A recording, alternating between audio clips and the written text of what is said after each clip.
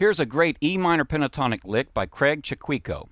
I'll be playing it with a Jackson neck through, bridge humbucker, nice fat overdriven sound.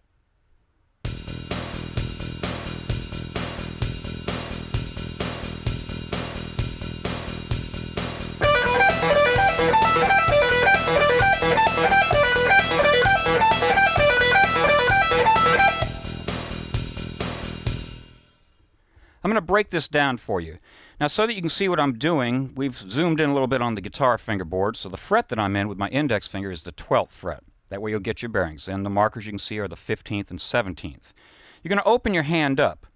Now, you're actually going to be in 13th position with a double extension. That means your first finger's going back to the 12th fret, your fourth finger's going up to the 17th fret. So I suggest you get accustomed to this. Now, there are a couple ways you could hold your hand. Notice how I'm holding my hand in a classical posture, meaning my knuckles are parallel with the edge of the fingerboard. You could play it with your hand around. Let's say you're going to go quickly from a bent lick or something like that, traditional blues posture, and you want to put this lick in. I would suggest you practice it both ways. Your cleanest pull-off with your little finger will be with your hand in this classical posture. So I'm going to demonstrate it that way. And I'm going to use a clean sound, like I said. It'll be a little easier for you to follow what I'm doing, less noise to contend with. When you play this lick, you have two ways you could actually articulate the first and second strings with this index finger. If you just clamp your index finger and bar in the 12th fret on the first and second strings, you're going to have a little bleed over. I'll demonstrate.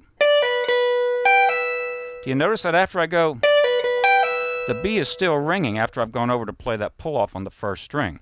So I suggest, especially since you got this fat overdriven sound, I suggest you work on a little finger roll. It simply means this. When you go over to play that G, you're going to lightly roll your index finger so that you're deadening the second string. That's a very important tool for articulating same fret fingerings. So the lick simply goes like this. So you have to see me working my index finger, the DIP joint's rolling a little bit. Very important tool in your playing. And I'm going to rattle off what the picking scheme that I've come up with is. Down, pull, up, down, pull, up, down, pull, up, pull, down, up, pull, down, up, pull. That way I've just got a strict alternate picking scheme going on, even though I'm not adhering to that strict rule of down the numbers and up on the E's and the U's of a 16th note groove. Because we have these slurs involved, it displaces a little bit. And actually, it flows really well. You can't be real strict with that principle of 16th note picking down the numbers, down the ands, up on the E's and the U's, unless you're just picking everything. And then even then there's some variations. So have fun with this lick. And in closing, I'd like to demonstrate how you could move it around to other areas. We're viewing a double pentatonic scale here, meaning the 6th string root pentatonic and the 4th string root pentatonic. I talk about these in some of my series with the double pentatonics, and they're a common new approach to fingering as opposed to the old traditional one finger per fret position style. Well, if we simply move this lick down to the two pentatonics that exist here, this 3rd string root pentatonic and the 6th string root pentatonic, I could take the same sequence.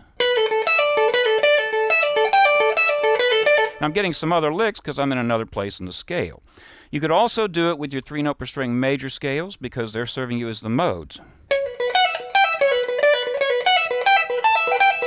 4-note per string scales. It goes on and on. So have some fun with this and just keep it real even. Lock into the groove.